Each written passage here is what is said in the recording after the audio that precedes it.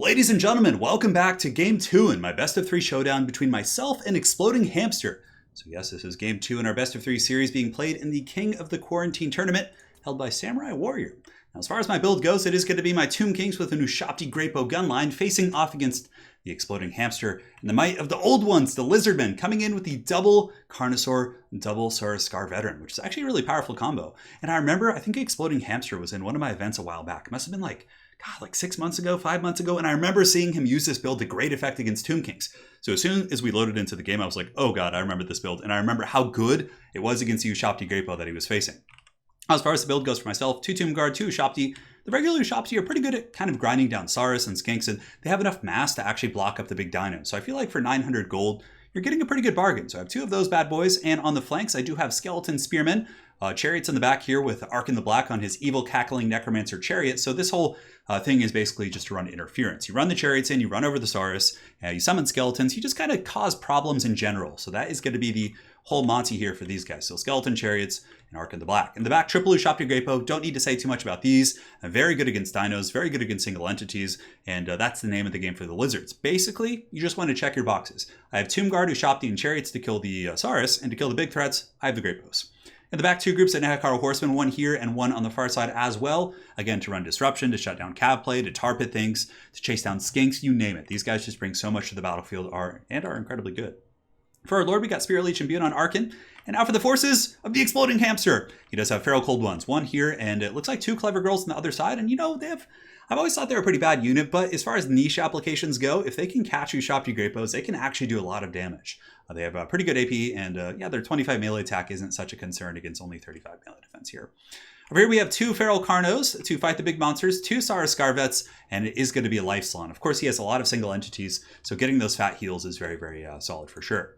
So now you can see the Dino Legion will advance, and he pulls back his T-Rex initially, as well as his Scarvets on both sides, basically just to force me to shoot at inefficient targets, but it's okay. Saurus aren't a terrible choice, so we will shoot into these guys, and you can see we immediately take out 15 models. And in the meantime, since he has pulled back with his other threats, I am going to be able to march in with my Chariots and Ark in the Black relatively unimpeded. It's not going to be free, but still we should be okay.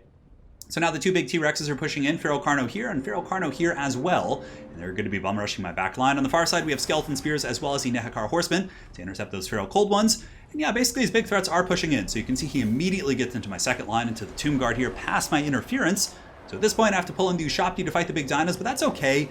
You don't expect them to do a lot of damage. They get in there, they tar pit, but more importantly, you can see the massive damage coming in from the triple Greatbows, just tearing into those Feral Carno right here. You can see down to 3,000 HP, rapidly losing HP. This is a very, very good situation for me. We are able to bunker bust his Feral Carnosaur and break it almost instantly, which is a huge boon in terms of the battlefield status.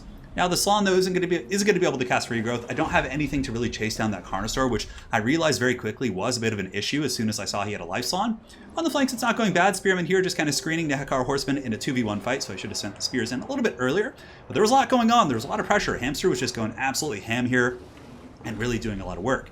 Now he does push back here. You can see his hero. So he does have the Scarvet, he does have the Carno. He pushes in to attempt to go after my Greatbows. So another cool thing about Chariots that we've seen used in Everchosen, for example, when Arrow was playing Soothsayer, he didn't necessarily use his Chariots to kill his opponent, but what you do is you use them as a high mass blocker. So here the Chariots are going to be pulling in right here, blocking up the T-Rex. I fall back in 3 different directions with the Ushapti, and we start just basically teeing off on the Feral Carno. Unfortunately though, Exploding Hamster getting massive value on that Feral Carno.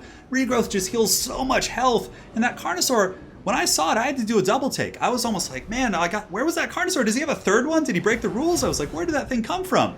But a full health Carnosaur coming back, I was not expecting that. But on the bright side of things, we do also break that other Carnosaur. So the Carnosaur is broken, we're getting good value across the board. Granted, his Scarvets are proving to be very, very tricky to bring down, especially with the healing from that life SLAAN.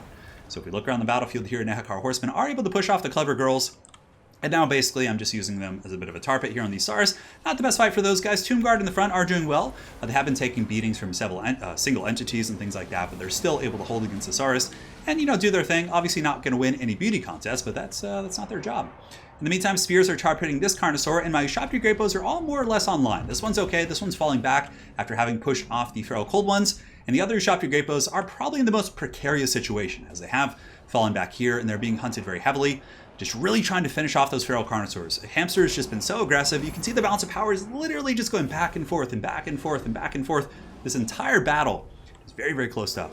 So here the Ushabti Grapos are finally caught. Feral Carnosaur as well as the Scarvet are able to jump on these large targets, and they both have anti-large, they both have good AP. It is certainly not a good situation for me. So in the meantime, with Arc in the Black, I'm just trying to get my staff to recharge. I'm trying to ride through the Saurus here, get whatever kills I can on these bad boys, because Saurus are very tough for a lot of the Tomb King's infantry to actually kill.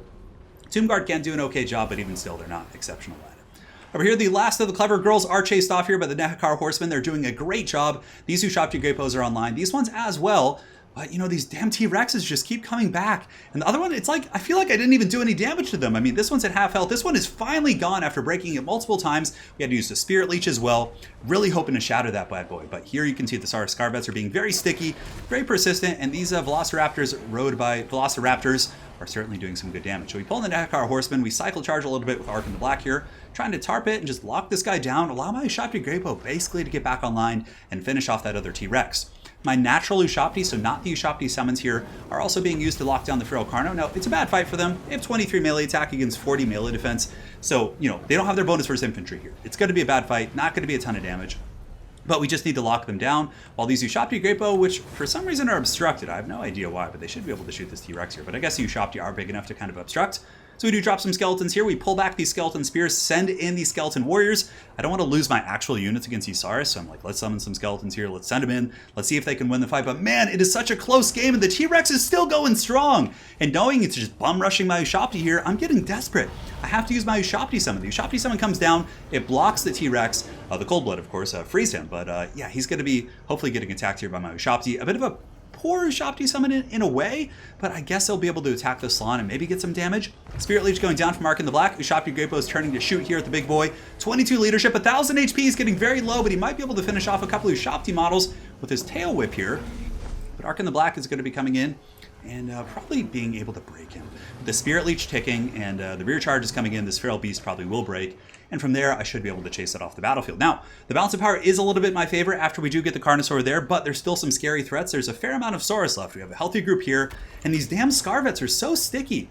Also, he did a really good job baiting out my Ushabti summon. Now, I probably should have saved it. It basically just ended up beating on the SLAAN for a minute. I should have saved it for the fourth quarter, but in this case, I thought I needed it to block the Carnosaur, but he had the Cold Blood in the back pocket and was able to free those guys up. So very, very well played to him. Over here you can see Arc in the Black is going to be making sure to chase off this T-Rex here. The Feral Carnosaur 100% needs to go down. This guy needs to get chased off. He's broken, but 400 HP is 400 HP. If this guy comes back, he could potentially take, you know, almost 500 damage off Arcin, and I can't stand for that. So here my Chariot is able to outrun the Scarvet 68 speed against 84 in the Evil Cackling Necromancer Chariot as it does ride through the Saurus here. Arc in the Black laughing all the way to the bank as the Blood Bank Senator Trent. It's a Steven Seagal reference, by the way. And he's, yeah, getting some work in. Quite happy with the guy. On the far side, our regular Ushabti are fighting these SLAAN. SLAANs are very thick, though. These toads certainly do not take no for an answer. And basically, we're just trying to tarp hit and drag down these damn Scarvets. But the Lore of Life has been so cost-effective. But the fact that he's been able to have, you know, 4 single entities here, all of which really benefit heavily from the healing, I feel like I've had to kill everything like twice over with how good his healing has been this game. So we have the Skeleton Spears, we have the Ushabti piling in. Ushabti are very good against Saurus. Should be able to kind of cleave those guys asunder. Over here we do have the Saurus Warriors coming in and another group of Saurus as well. But I'm hoping Arc in the Black can cycle charge with these guys, finish them off, and keep them from bleeding here into my Ushabti Grapos. Over here, a couple horsemen chasing off some Saurus. Looks like the Saurus might stabilize, 753. But man, this is just an absolute nail-biter of a game, and it really felt that way while I was playing it. So here you can see the Saurus Scarvet's going to be charging in, going after the Ushabti Grapos, and down they go for the count. The Grapos, of course, pull out their desert swords here and strike back, but the Saurus Scarvet able to hold firm against a very low 23 melee attack. He is laughing all the way to his Lizardmen. Over here, Ushabti Grapo is trying to fall back, basically just using the regular Ushabti to try and tarp it, and they'll be able to do some okay damage. 72 weapon strength still isn't bad, but Hamster has really good angles. He's able to really maneuver well, but here is a nice breaking attempt. You get a Spirit Leech, the Ushabti are piling in, Arc in the Black's going to be coming in as well. I really need to break this guy here. If we can get him off the battlefield, it'll help so much. He's at 0 leadership, -10. Is there going to be a Cold Blood? Does not look like it. The Saurus Scar veteran is pushed off, and for the most part, we are able to stabilize his back pocket. So we'll do a little bit of fast forwarding as there is some Benny Hilling going on here. Ushabti Grapos are just shooting into the Scarvet, but he gets a regrowth. And man, regrowths heal for so much. And yeah, this bad boy is going to be very, very tough to kill now. A couple Saurus coming in as well. Certainly want to break those guys. A decent buffer for my opponent here. And the Ushabti will be surging in here, getting some nice karate chops on these guys. Looks like this SLAAN is able to drop the shield of the old ones to keep those guys fighting a little bit longer. Leadership as well as ward save. Very, very powerful stuff.